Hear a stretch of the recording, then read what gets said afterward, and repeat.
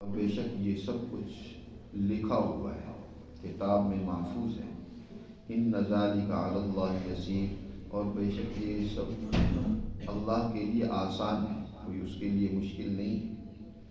لیکن اس کے باوجود وَيَعْبُدُونَ مِن دُونِ اللَّهِ، لوگ اللہ کو چھوڑ کر ان کی پرستش پر عبادت کرتے ہیں کہ مَا لَمْ يُنَزِّلْ بِهِ سُلْطَانًا، جن کی معبود ہونے کی کوئی اس نے سند اور دلیل نہیں اتاری۔ وَمَا لَيْسَ لَهُم بِهِ عِلْمٌ، اور نہ ہی ان کے پاس اس حوالے سے کوئی علم و حکمت یا کوئی نقلی دلیل ہے۔ وَمَا لِلظَّالِمِينَ مِن نَصِيرٍ، اور ظالموں کے لیے یاد رکھو جب اللہ کی گرفت ہوگی تو کوئی ان کی گرفت کرنے، ان کو بچانے والا، ان کی مدد کرنے والا بھی نہیں ہوگا۔ اور جب ان کے سامنے ہماری آیات، واضح آیات پڑھی جاتی ہیں، وَإِذَا تُتْلَىٰ عَلَيْهِمْ آيَاتُنَا بَيِّنَاتٍ تَعْرِفُ فِي وُجُوهِ الَّذِينَ كَفَرُوا الْمُنكَرَ، تو تم پہچانو گے ان لوگوں کے، دیکھ لو گے ان لوگوں کے چہروں میں جنہوں نے انکار کیا المنکر، ناپسندیدگی کو۔ یکادون یسطون بالذین یتلون علیہم آیاتنا، قریب ہے کہ وہ ان لوگوں پر حملہ آور ہو جائیں جو ان کے سامنے ہماری آیات پڑھ کر انہیں سناتی ہیں۔ فرما دیجیے کیا تمہیں اس سے بھی بدتر حالت کی تمہیں خبر دوں؟ وہ کیا ہے؟ وہ جہنم کی آگ ہے جو ان کے چہروں کو جلسا رہی ہوگی۔ من ذالکم النار وعدہ اللہ الذین کفروا، جس کا اللہ نے ان لوگوں سے وعدہ کیا ہے جنہوں نے اللہ کی تعلیمات کو انکار کیا۔ وبئس المصیر، اور جس کے لیے ٹھکانہ جہنم ہوا، اس سے بری کوئی جگہ لوٹنے کی نہیں ہے۔ اے لوگوں، ضرب مثل، تمہارے سامنے ایک مثال بیان کی جاتی ہے، فاستمعوا لہ، اس کو ذرا غور سے سنو۔ ان الذین تدعون من دون اللہ، بے شک اللہ کو چھوڑ کر جن کو تم پکارتے ہو، لن یخلقوا ذبابا، وہ ہرگز نہیں پیدا کر سکتے ایک مکھی بھی، ولو اجتمعوا لہ، چاہے اس کو پیدا کرنے کے لیے وہ سارے اکٹھے ہی کیوں نہ ہو جائیں۔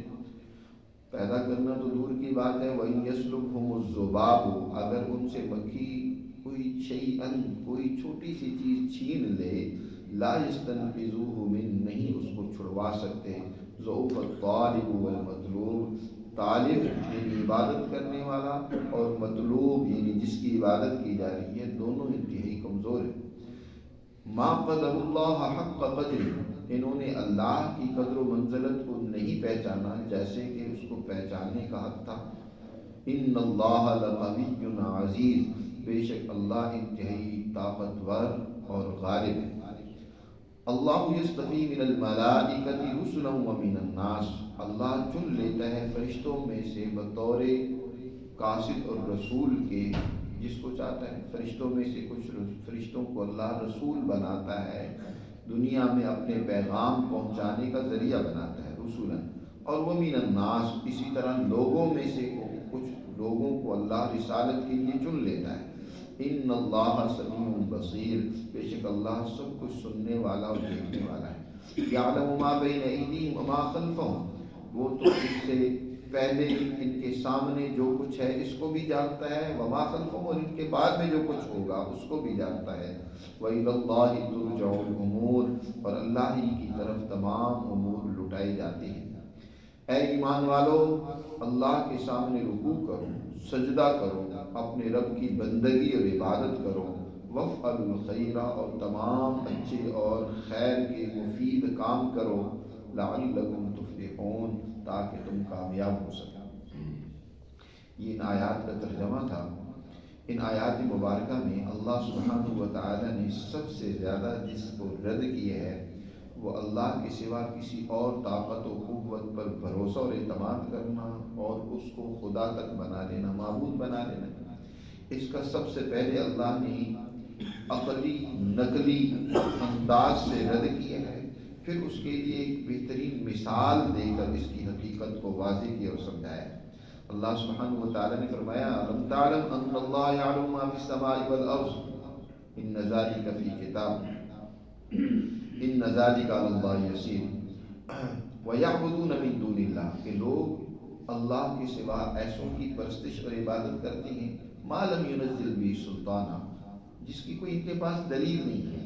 کوئی انسان کام کرے کسی حجت دلیل کسی ثبوت کی بنیاد پر نہیں، ایسے اللہ کو چھوڑ کر ایسی طاقتوں قوتوں پر انہوں نے اعتماد اور بھروسہ کر رکھا ہے جن کی طاقت و قوت کا ان کے پاس کوئی اس کا ثبوت نہیں ہے کہ یہ واقعی طاقت ان کی مدد کر سکتے ہیں، ان کے پاس کوئی خدائی اختیارات ہیں، کوئی ان کے پاس واقعی طاقت ہے نہیں۔ معلوم بھی سلطان ومال بھی علم، اور کوئی علم کی بات عقل کی بات وہ بھی نہیں ہے، کوئی نقلی دلیل ہو کوئی عقلی دلیل ہو، بغیر کسی دلیل کے محض اندھے پر جذباتیت کے ساتھ پیچھے گزر چکا ہے نا، وَمِنَ النَّاسِ مَن يُجَادِلُ فِي اللَّهِ بِغَيْرِ عِلْمٍ وَلَا هُدًى وَلَا كِتَابٍ مُنِيرٍ، بغیر کسی علم کے بغیر کسی کتاب پہلی کوئی دلیل پہلی آسمانی کتابوں سے ہو یا کوئی اور روشن واضح ان کے پاس کوئی ثبوت ہو نہیں۔ ایسے ہی اللہ کے بارے میں جب ہوتے ہیں کہ اللہ تعالیٰ نے کہیں اور طاقت اور قوتوں کو بھی خدائی اختیارات دے رکھے نہیں۔ وَمَا لَيْسَ لَهُم بِعِلْمٍ وَمَا لِلظَّالِمِينَ مِن نَصِيرٍ، یہ ظالم ہیں، انہوں نے شرک کا راستہ ظلم کا راستہ اختیار کر رکھا ہے، اور ایسے لوگوں کا اللہ مددگار نہیں بنتا، ایسے لوگوں کو تو سخت سزا ملے گی۔ تو سب سے پہلے تو یہ کہ ان کے پاس کوئی اس کا ثبوت نہیں ہے جو کچھ یہ شرک کفر کر رہے ہیں۔ اور دوسری بات قرآن نے یعنی بیان فرمائی ہے کہ ان منکروں میں سے ایک طبقہ ایسا بھی ہے کہ جب ان کے سامنے اللہ کی یہ آیات مبارکہ قرآن مقدس ان کے سامنے پڑھا جاتا ہے، اللہ کے احکامات جب انہیں سنائے جاتے ہیں تو انہیں بڑے برے لگتے ہیں۔ اس کی وجہ سے کہ چہروں کی حالت بھی تم دیکھو گے نا، وہ بہت ہی اترے ہوئے چہرے، جب ان کے چہروں پر گویا غصے کے اس وقت بڑے عجیب آثار ہوتے ہیں کہ یہ کیوں ہمیں حکم سنایا گیا، یہ بات ہم سے کیوں کہی جا رہی ہے۔ آپ دیکھیں گے اس وقت بھی کہ جو اس وقت کے بھی وہ لوگ جو نفس اور خواہش کے پرستار ہوتے ہیں نا، خاص طور پر حکمران طبقہ، جب ان کو تنبیہ کی جائے اللہ کے احکامات اور قوانین سے ان کی رہنمائی کی جائے ان کو بڑا برا لگتا ہے۔ دیکھو یہ مولویوں والی باتیں کرتے ہیں، اس کے عجیب و غریب تشریح کریں گے یا اس کو ذلیل کرنے کی کوشش کریں گے کہ یہ اپنی باتیں اپنے پاس رکھو۔ تو اسی طرح جب انہیں کوئی اللہ کا حکم بتایا جاتا ہے، اللہ کا کوئی قانون انہیں سنایا جاتا ہے، انہیں بڑا برا لگتا ہے۔ ان کی خواہشات پر جب ضرب پڑتی ہے، جو وہ کرتوت کر رہے ہوتے ہیں ان سے ان کو تنبیہ کی جاتی ہے اور بتایا جاتا ہے کہ اس کی سزا تمہیں ایک دن بھگتنی ہوگی، تو یہ بات انہیں گوارا نہیں ہوتی۔ یا دیکھو اللہ کا حکم سننا ہی نہیں ناگوار ہے، اس سے بھی ایک بری اور ناگوار حالت کی انہیں خبر دے دو، حالت کا بتا دو، وہ یہ کہ کل قیامت کے دن ان کو جہنم کی آگ نہیں چھوڑے گی۔ وَإِذَا تُتْلَىٰ عَلَيْهِمْ آيَاتُنَا بَيِّنَاتٍ تَعْرِفُ فِي وُجُوهِ الَّذِينَ كَفَرُوا الْمُنكَرَ، اس لیے یاد رکھو جب اللہ کا کوئی حکم یا نبی کریم صلی اللہ علیہ وسلم کی حدیث مبارکہ سنائی جائے، پڑھی جائے، بتائی جائے، کوئی بھی حکم سامنے آئے فوراً سریخم تسلیم کر دینا چاہیے، آگے سے کسی قسم کی کوئی حجت بحث نہیں کرنی چاہیے، فوراً اس میں سرنڈر کر دو۔ ہاں اگر کوئی بات سمجھ نہیں آئی تو آپ سمجھنے کے لیے سوال کر سکتے ہیں ان سے جی، وگرنہ یہ بھی بہت بڑا عجیب المیہ پیدا ہو گئے ہیں کہ اب قرآن و حدیث کے نام پر بھی ایک دوسرے کا رد موجود ہے۔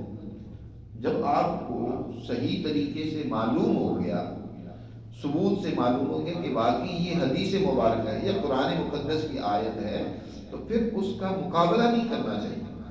ہاں اس کو سمجھنے کے لیے آپ سوال کر سکتے ہیں، بات چیت کر سکتے ہیں جی، وگرنہ اس کے اوپر اعتراض کرنا جی، چاہے وہ آپ کے مسلک کے مطابق نہیں بھی ہے، مثلا آپ ایک طریقے سے عمل کر رہے ہیں، دوسرے نے کوئی ایسی حدیث پیش کی ہے جو اس تمہارے طریقے کے خلاف تھی، تب بھی جب حدیث سامنے آ گئی، قرآن مجید کی آیت سامنے آ گئی، تو مزاحمت نہ کرو، مقابلہ نہ کرو، ہاں اس کا مطلب سمجھنے کے لیے اپنے عالم سے یا اسی عالم سے جو سنانے والا ہے سوال کر سکتے ہو کہ کیا باقی حدیث کا یہ مطلب ہے، اگر یہ حدیث ہے تو اس پر ہم کیسے عمل کر سکیں۔ تو سچا مسلمان تو وہ ہے جب اللہ کا کوئی حکم یا نبی کریم صلی اللہ علیہ وسلم کی کوئی حدیث مبارکہ اس کے سامنے آتی ہے وہ اپنے آپ کو سرنڈر کر دیتا ہے.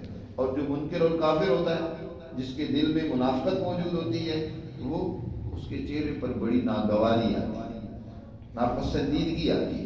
تعرف فی وجوہ الذین کفروا المنکر, اتنی ناگواری کہ تمہیں لگے گا کہ بس کہ ابھی اس پر حملہ آور ہوگا, اس سے لڑنے کو دوڑے گا, اس کو مارنے کو دوڑے گا, کیوں تو نے یہ بات کہہ دی. ایک مذہبی حوالے سے اسی طرح کسی ظالم کو, کسی طاغوت کو, کسی بھی طاقت و قوت کا اختیار رکھنے والے کو تم اگر روکو اور شریعت کا کوئی حکم سناؤ کہ یار دیکھو اللہ سے ڈرو, تم کیا یہ واضح اللہ کے حکم کی خلاف ورزی کر رہے ہو, اس پر ظلم کر رہے ہو, تو اسے بھی بڑا ناگوار گزرتا ہے. تم کون ہے, میرا ماما لگا مجھے سمجھانے کے لیے, اسے بڑی ناگواری ہوتی ہے کہ اس نے بات ہی کیوں آئی. ایک وہ سچے لوگ تھے حضرت امیر معاویہ رضی اللہ تعالیٰ عنہ کا رومیوں کے ساتھ جنگ بندی کا معاہدہ تھا. اب جنگ بندی کا معاہدہ ہے, مدت معاہدہ ختم ہو رہی ہے, اس سے کچھ دن پہلے ہی حضرت امیر معاویہ رضی اللہ تعالیٰ عنہ نے اپنی فوج کو تیاری کا حکم دیا, تیار ہو ہماری مدت ختم ہو رہی ہے لہذا ہم نے اب ان پر حملہ کرنا ہے. فوج کو لے کر محاذ کے قریب پڑاؤ ڈال دیا کہ جو ہی مدت مکمل ہوگی ہم حملہ کر دیں گے, ابھی دشمن کو تیاری کا موقع نہیں ملے گا. حضرت عمر بن انبسہ رضی اللہ تعالیٰ عنہ صحابی سفر سے آئے اور ان کو پتہ چلا حضرت امیر معاویہ رضی اللہ تعالیٰ عنہ فوج لے کر دوسرا میدان میں اترنے کے انتظار میں بیٹھے ہوئے ہیں, سرحد پر پہنچ چکے ہیں. تو گھوڑا دوڑاتے ہوئے آئے اور فرمایا اے امیر معاویہ ھذا غدر, یہ دھوکہ ہے. حضور صلی اللہ علیہ وسلم سے میں نے سنا ہے کہ جس نے کسی کے ساتھ معاہدہ کیا مدت پوری ہو گئی تو پہلے انہیں تنبیہ کر دے, انہیں بتا دے کہ اب تمہارا ہمارا معاہدہ ختم ہے, اب میدان میں اترنا ہے تو آ جاؤ. تو تم نے ابھی ان کو تنبیہ نہیں کی, بتایا نہیں, اور پہلی تیاری تم نے کر لی ہے.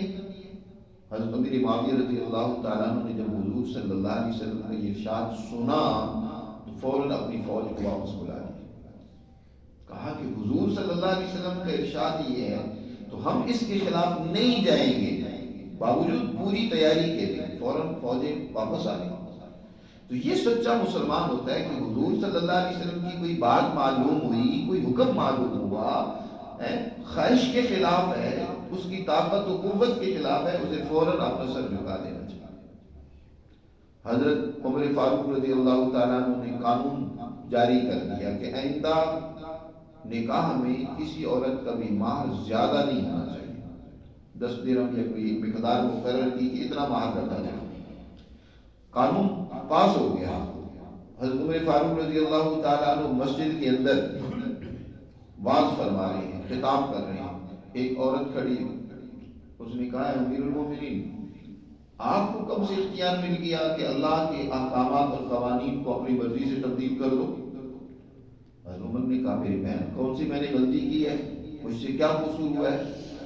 وہ عورت کہنے لگی اللہ نے تو یہ ارشاد فرمایا کہ اگر تم ان کو ایک قنطار, ایک خزانہ مہر میں عورت کو دے دو فلا تأخذوا منه شیئا, اس میں سے کوئی ذرہ بھی واپس نہ لو.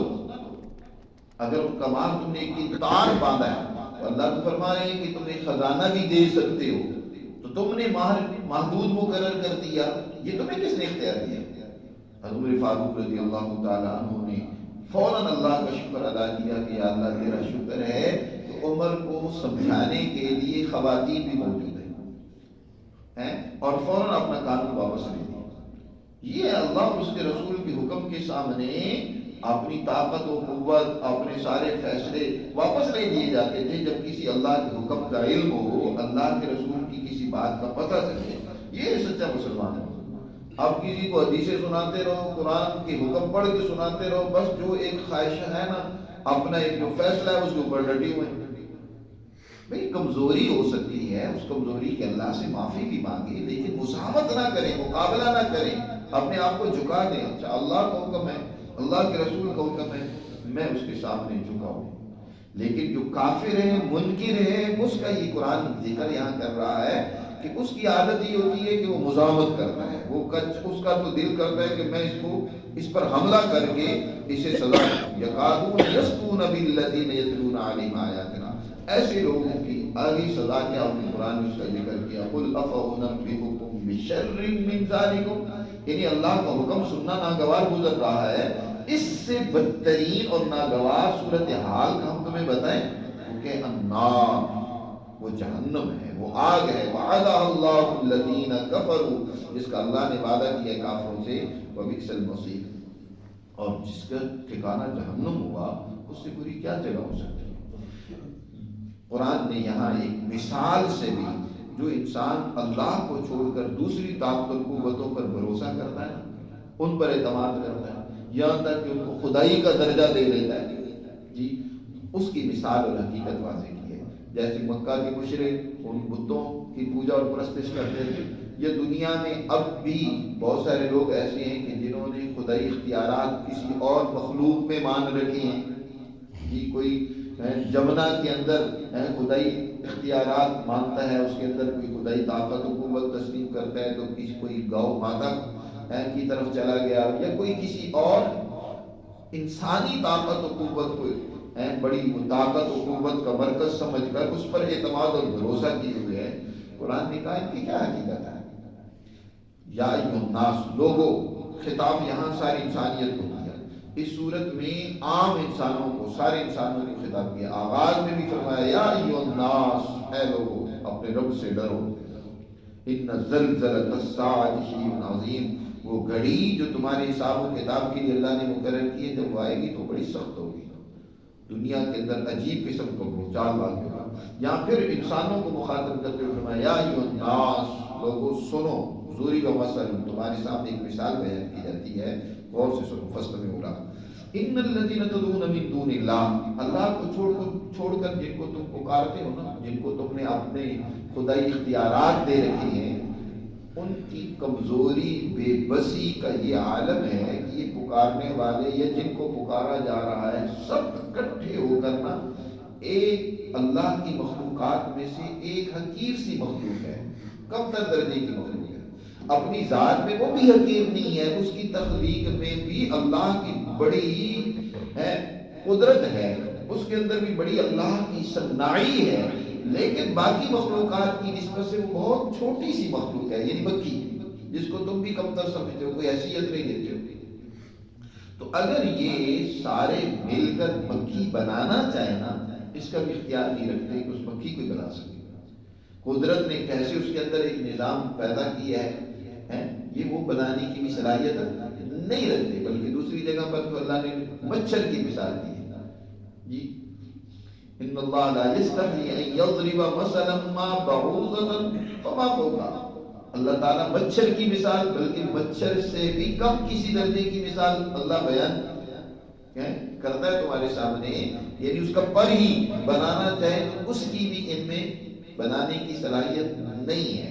تو یہاں بھی اللہ تعالیٰ نے فرمایا کہ مکھی تو بنانا دور کی بات ہے، مکھی سے کوئی چیز چھین لینا، وَإِن يَسْلُبْهُمُ الذُّبَابُ شَيْئًا لَا يَسْتَنقِذُوهُ مِنْهُ، اس کو بھی واپس نہیں لے سکتے۔ اگر مکھی مٹھائی پر بیٹھتی ہے، وہ چھین لیتی ہے، لے جاتی ہے، اس سے آج تک کوئی نہیں لے سکا، جی لا يَسْتَنقِذُوهُ ضَعُفَ الطَّالِبُ وَالْمَطْلُوبُ، یہ عبادت گزار جس کی عبادت کر رہے ہیں وہ بھی، اور یہ جنہوں نے اس طرح کے معبود بنا رکھے ہیں، دونوں ہی انتہائی درجے کے کمزور ہیں، ان کے پاس کوئی طاقت و قوت نہیں ہے۔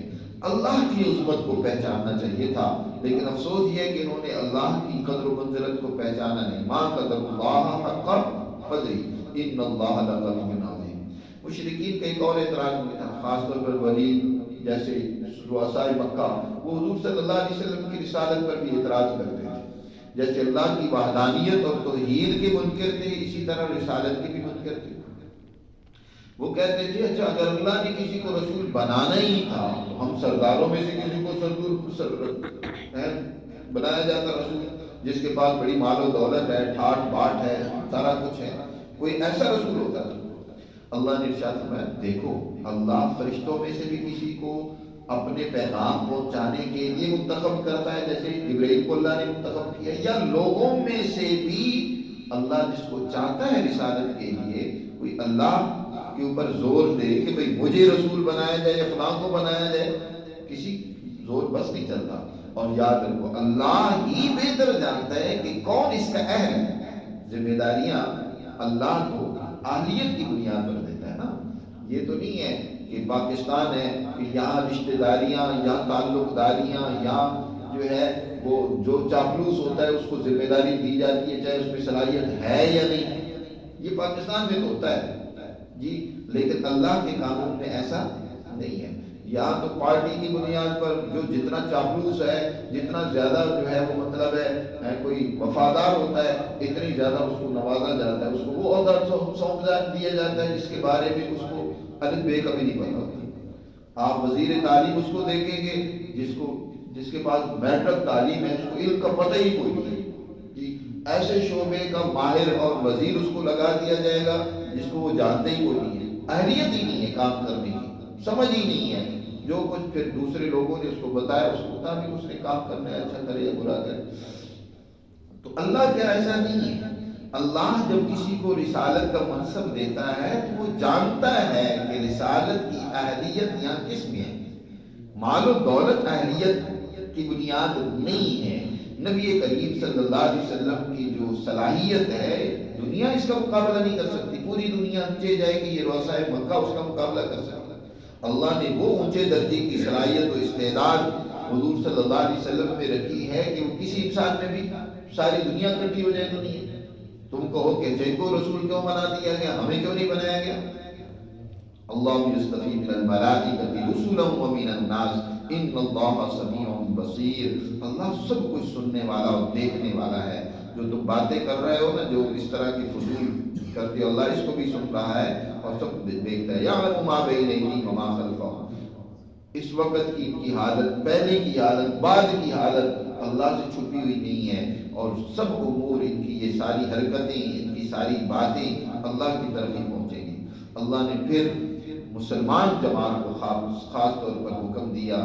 یہ سورہ مبارکہ مکمل ہو رہی ہے، آخر میں جو اس مسلمان جماعت کی کامیابی کے جو بنیادی اصول ہیں ان کو ذکر فرمایا ہے. یا ایھا الذین آمنوا ارکعوا واسجدوا واعبدوا ربکم وافعلوا الخیر لعلکم تفلحون.